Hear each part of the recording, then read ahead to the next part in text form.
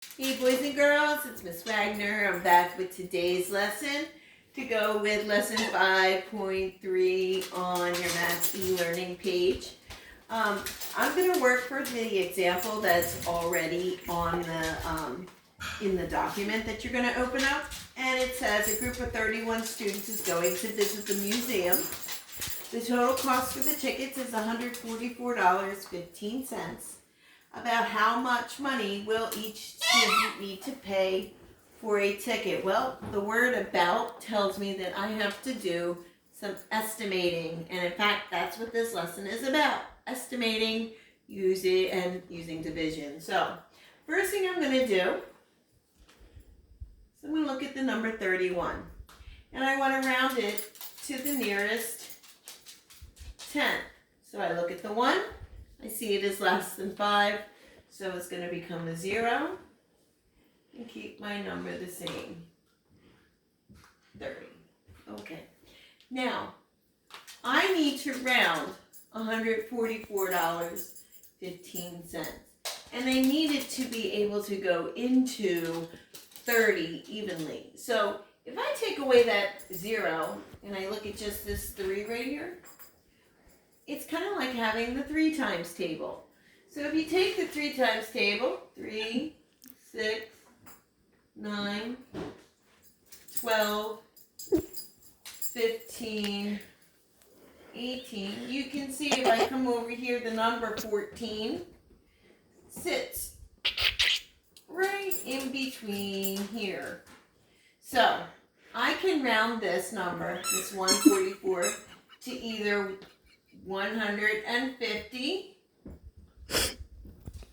and divide that by 30, or I can round down to 12 or 120 and divide that by 3. I know they will go in evenly, and I know that my answer will be between whatever these two numbers are. So if I take 3 and I divide it into 15, what times 3 equals 15? Well, if we look, 1, 2, 3, 4, 5. 5 times 3 is 15. 1, 0, 1, 0. So our answer here is 5. Over here, if we take 3 and divide it by 12, we can see that our answer is 4. So 4 times 30 equals 120. That means that each student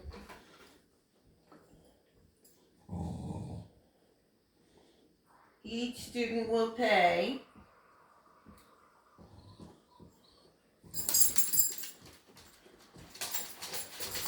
between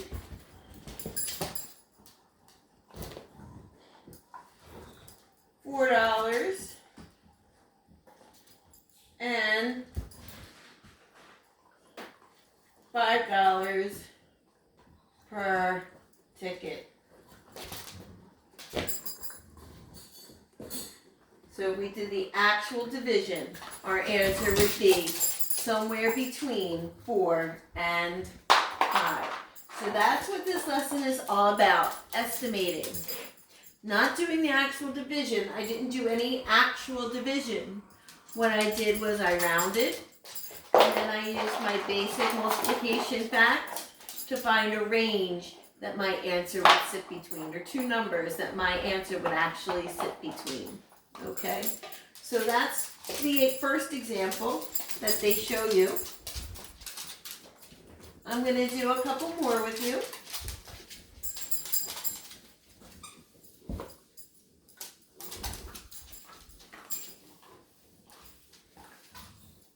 So, let's see.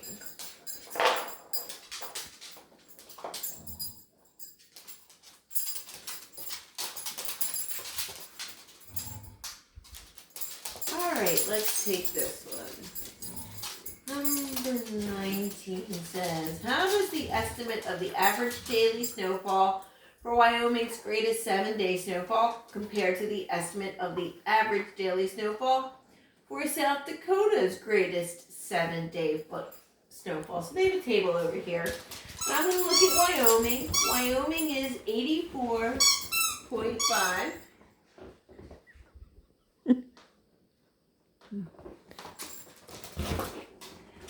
And I'm looking for their daily total. So I'm going to take this number and I'm going to divide it by 7. 7, I don't really need to round. I'm going to leave it the way it is. But this number here, I am going to round. So I'm going to take the 7 times table. And I am going to look and see what two numbers 84 falls between. So I have 7, 14, 21, 28, 35, 42, 1, 2, 3, 4, 5, 6, 7, 49, 8, 56. Excuse me, Pebbles. Do not take my stuff. Sorry, boys and girls. Pebbles stealing my artwork. 9 is going to be 72. 10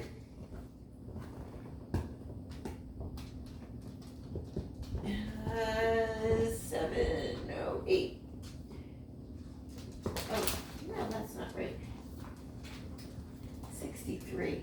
This Wagner's been out of school too long. She doesn't remember her multiplication tables. 63, 70, 77, 12 is 84. There you go. So I'm going to round this down to 84 divided by 7, which we know is 12. So everyone should expect about 12 inches of snowfall per day over 7 days. So that was Wyoming. He also asked us about South Dakota. South Dakota was 112.7. And again, we're going to divide by 7. So I'm going to come over here. I left off at 12. I'm going to do 13 times 7, which is 91. 91 and another 7 would be 98. This would be 105. Getting closer. This would be 112. So I'm going to round this to 112 divided by 7. And let's count and see how many we had. 1, 2, 3, 4, 5, 6, 7, 8, 9, 10, 11, 12, 13, 14, 15, 16. So 16 times 7 equals 112. South Dakota had 16 inches of snow every day. Wyoming had 12 inches of snow every day. So we can say that South Dakota experienced more snow per day than Wyoming. Okay? So that's how that works. Let's just do one more. Get my rag here. Call out my tissue. Let's do one more. I'm just going to pick a random problem off the page, even though you're practicing tomorrow. Off this page, that's fine with me. Let's do I'm gonna do number 16 off of page 211. 379.2 divided by 6. So we need to round. We're not going to round 6. We're going to round 379.2. So the two numbers that this could be between, the highest, would be 380. Could be one way, but if we think about the 6 times table, 38 does not go into 6. So let's go down the 6 times table real quick. 6, 12, 3 is 18, 24, 30, 36, and then 42. So this sits between 37, these two numbers right here, these are the two I'm looking at. 37 fits in between 36 and 42. So I'm going to round this to 360 divided by 6. And I'm going to round it up to 420, or 42, add the 0. 420 divided by 6. So, what times 6 equals 36? That would be 6. And then we add the 0 with the 0 right here. So 60 times 6 is 360. And then we have 42. What times 6 equals 42? That was 7. And we have this 0 here, so we have to add it on to our end of our 7.